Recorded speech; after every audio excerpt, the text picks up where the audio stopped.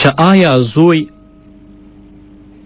د خپل پلار له مال نه د پلار له اجازې نه بغیر زکات ورکولی شي که یې نشي ورکولی؟ فقها لیکي د پلار له اجازې پرته زوی د هغه له مال څخه زکات نشي ورکولی.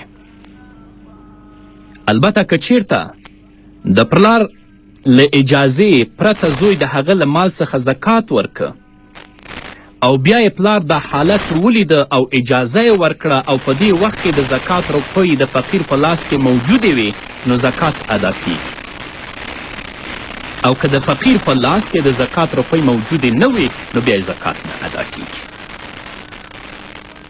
هندیه په لومړني جلد کې په 101 صفحه کې کتاب الزکات کې په لومړني باب کې لیکي رجل ادى زکات غیره عن مال ذلك الغیر فأجازه المالك فإن كان المال قائما في يد الفقير جاز وإلا فلا.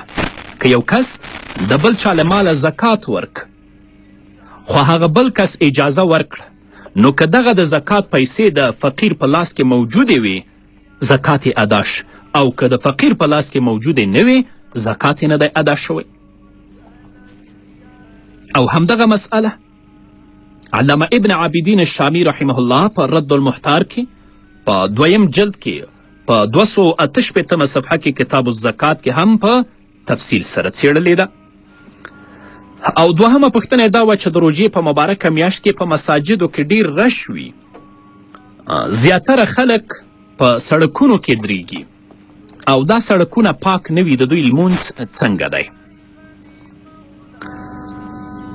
د ځای پاکوالی دا د مانځه په فرائضو کې دی. د ابو داود د ترمذي حدیث دی، راویه د حدیث ام المؤمنین عایشه صدیقه رضی الله تعالی عنها ده. هغه فرمایي امر رسول الله صلی الله علیه وسلم ببناء المساجد في الدور وان تنظف وتطیب.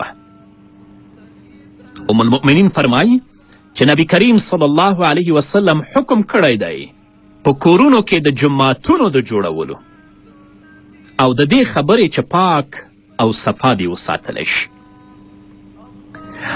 همدارنګه د بخاري او د مسلم حدیث دی، راوی د حدیث ابو هریره رضی الله تعالی عنه دی. د حدیث امام بخاري په کتاب الوضو کې او امام مسلم په کتاب الطهارت کې را نقل کړی. ابو هريره فرمایي قام اعرابي فبال في المسجد فتناوله الناس فقال لهم النبي صلى الله عليه وسلم دعوه وهرقوا على بوله سجلا من ماء او ذنوبا من ماء فإنما بعثتم ميسرين ولم تبعثوا معسرين. ابو هريره فرمایي چې یو بانډچي ودرېد او په جماعت کې بولې وکړې نو خلک ورته راوچت شول. نبي کریم صلی الله علیه وسلم دوی ته وفرمیل پرېږدئ او د ده په بولو باندې یوه بوقه اوبه واړوئ. بېشکه تاسو رالیږل شوي آساني کوونکي او نه یې لیږل شوي سختي کوونکي. هدف یې دا و چې دا د منځه ځای پاک شي. نو په کم سړک کې چې دوی منځه لپاره درېږي که هغه پاک وي، په هغه ځای کې نجاست نه وي، لمونځ صحیح دی. اما که هلته مرئي نجاست وي چې لیدل کیږي نو هلته بیا طهارت د مکان نشته. چې طهارت د مکان نه وي هلته لمونځ نه صحیح کیږي. بله جاڼۍ وه چې د کندهار نه اړیکه نیولې وه. پوښتنه یې دا وه په کمې کوټه کې چې زه اعتکاف کوم په هغې کوټه کې حاجي بابا هم وي راسره او د دې ترڅنګ په همدغې کوټه کې تشناب هم دی او چې کله ماسخوتن شي نو زمن مې ټول راځي راسره مجلس کوي. زما اعتکاف څنګه دی؟ د خویندو لپاره خو بهتره دا ده، ما تاسو ته په لومړنیو خپرونو کې هم ویلي دي چې په خپل کور کې ځان لپاره یو مخصوص ځای د اعتکاف لپاره وټاکي او په هغه ځای کې د رمضان المبارک په وروستنۍ لسیزه کې نیت د اعتکاف وکړي.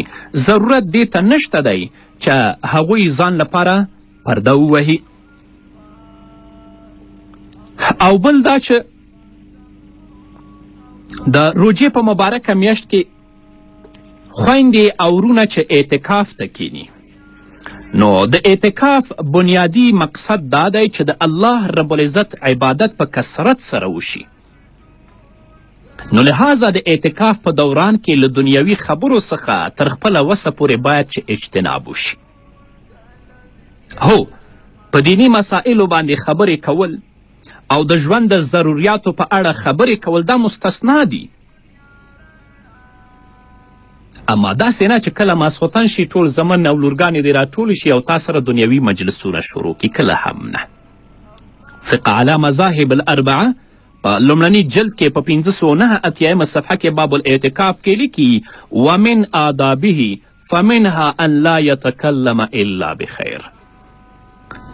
د اعتکاف د آدابو نه یو ادب دا دی چې هغه به خبرې نه کوي مګر په خیر سره د خیر خبرې کوي، دنیوي مجلسونه به نه کوي. همدارنګه تاتار خانیه په 2 جلد کې 419 صفحه کې په 12 فصل کې چې هغه په اعتکاف کې دی او بحر رایق په 2 جلد کې 304 صفحه کې باب الاعتکاف کې لیکي ولا يتکلم بفضول کلام الدنیا، یا به هغه خبرې نه کوي چې په هغو کې ګناه وي. ځکه نبی کریم صلی الله علیه وسلم په اعتکاف کې خلکو سره خبرې کولې، لکن هغه خبرې نه کولې چې هغه به فضول وي، دنیوي خبرې به وي، یا به هغه خبرې نه کولې چې په هغو کې به ګناه. نو زموږ د احنافو په نزد ښځو لره په خپلو کورونو کې اعتکاف کول دا جایز دی، په دې کې اختلاف نشته.